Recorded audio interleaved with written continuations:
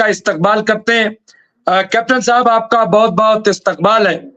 Group captain उत्तम कुमार देवनाथ जी, जो कि मिलिट्री एक्सपर्ट है, वॉर एक्सपर्ट है, इसके अलावा जियोपॉलिटिक्स एक्सपर्ट भी आप हैं। यही नहीं बल्कि जो दुनिया भर के बड़े इदारे हैं, जब भी हम आपसे सवाल करते हैं हमें पता है कि आप किस जिम्मेदारी से, क्योंकि आप आम इंसान नहीं है, जब आप बोलते हैं कैप्टन साहब तो आपको दुनिया सुनती है, आप पे गौर करती है और आपसे वो सीखती है कि कहां हमसे गलती हो रही है और कहां हम आपकी बात पे अमल करके कामयाबी हासिल कर सकते हैं।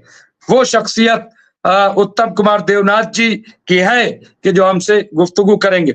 इसके साथ साथ हमारे साथ दूसरी अहम शख्सियत जनाब फजील अहमद साहब जुड़ गए, जो कि political analyst, senior political analyst है, बड़ा तजुर्बा है। आपने जो पूर्व प्रधानमंत्री साबिक वजीर आजम चंद्रशेखर जी के साथ आप रहे, मुलायम सिंह के साथ आप रहे, वीपी सिंह के साथ आप आंदोलनों में रहे, इसके अलावा कई बड़े नेता जो हिंदुस्तान में अपने आप को सोशलिस्ट कहते हैं, उनके शाना बशाना आपने मुल्क की खिदमत अंजाम दिए और ऐसी शख्सियत का नाम फजील अहमद है।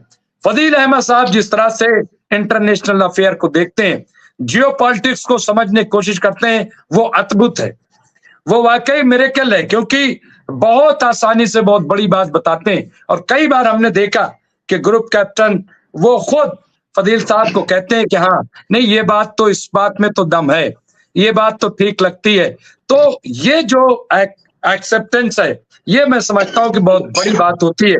मैं फजील अहमद साहब का भी इस्तकबाल करता हूं। आइए शुरुआत करते हैं। कैप्टन साहब, बहुत बहुत इस्तकबाल है। और सबसे पहला सवाल, क्या दहशतगर्द ताकतें, क्या आपको लगता है कि सीरिया में कामयाब हो जाएंगे, जबकि रूस अब मदद के लिए सामने आ गया?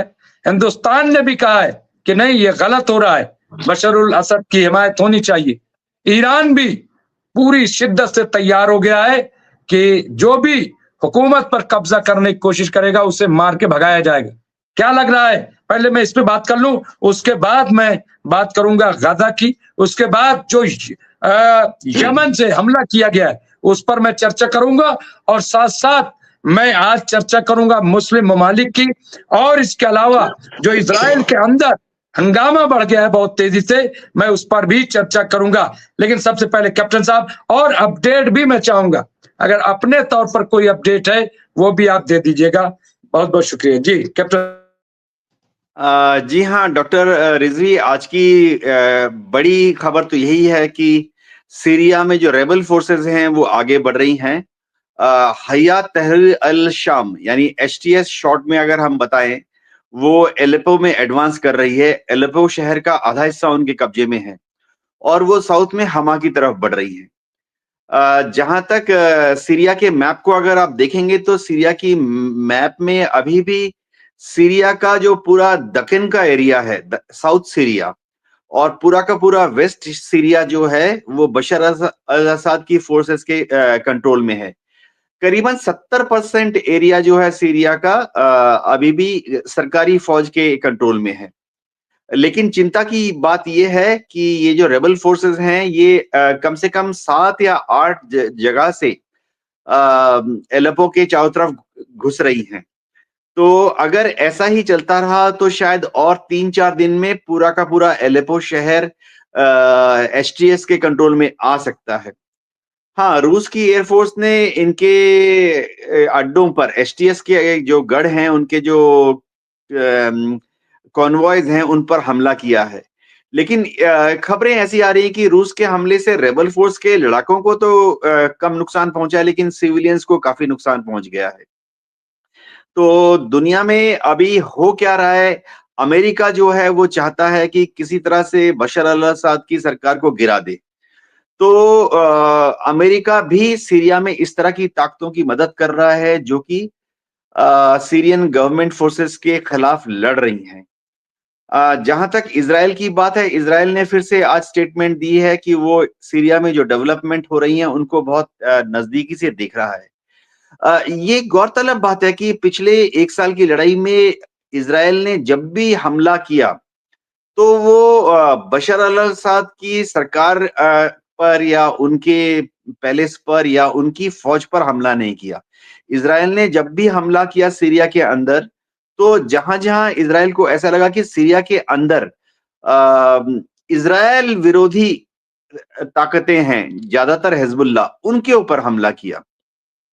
ईरान का रुख बहुत ही क्लियर है। ईरान ने आज फिर से इन सब रेबल फोर्सेस को कंडेम किया है और ईरान ने कहा है कि वो बशर अल-असाद की सरकारी जो फोर्सेस हैं, उनके साथ मजबूती से खड़ा हुआ है।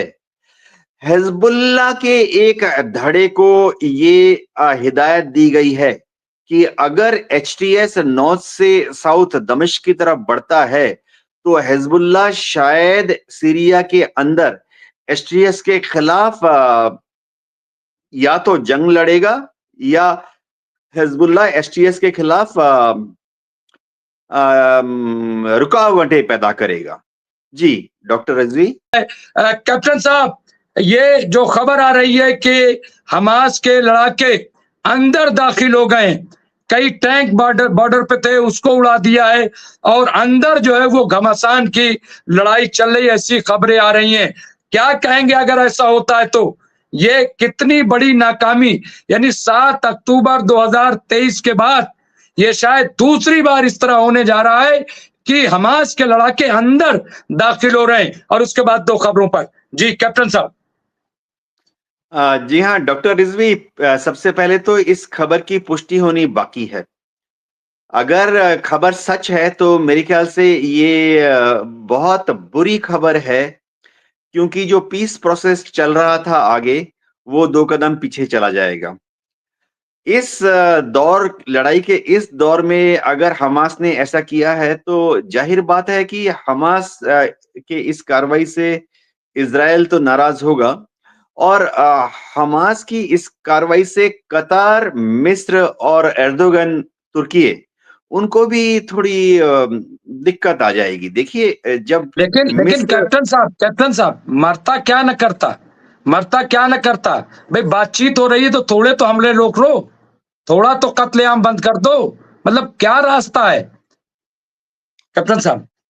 डॉक्टर रिजवी, देखिए, ये समझना पड़ेगा हमास के लड़ाकों को, और उनकी अगर लीडरशिप कुछ अगर बची है तो उनको ये समझना पड़ेगा कि ऐसी कार्रवाइयां करके वो सिर्फ इज़राइल को परेशान कर रहे हैं या और गुस्सा दिला रहे हैं।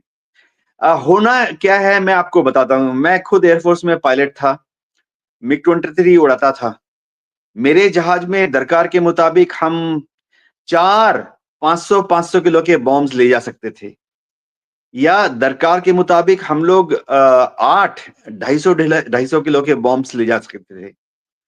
होना सिर्फ इतना है कि हमास ने पता नहीं कितना ऐसे, मैं फिर से बता दूं कि इस खबर की पुष्टि होने बाकी है। अगर ऐसा किया है तो नेतन्याहू का एक और नेतन्याहू कह देंगे कि उनको फिर से एक और बहाना मिल गया है। गजा के ऊपर फिर से 500 किलो के 20, 40 या 60 बॉम्ब गिरा दें। 10 या 12 दूसरी बिल्डिंगें, जिसमें कि अस्पताल भी होंगे, जिसमें कि रिहायशी इलाके भी होंगे, जिसमें स्कूल भी होंगे। लेकिन अब अगर ये सच में हुआ है तो नेतन्याहू ने अपनी एयरफोर्स को बोलना है कि अब 5-6 स्कूलों पे बॉम्ब गिरा दो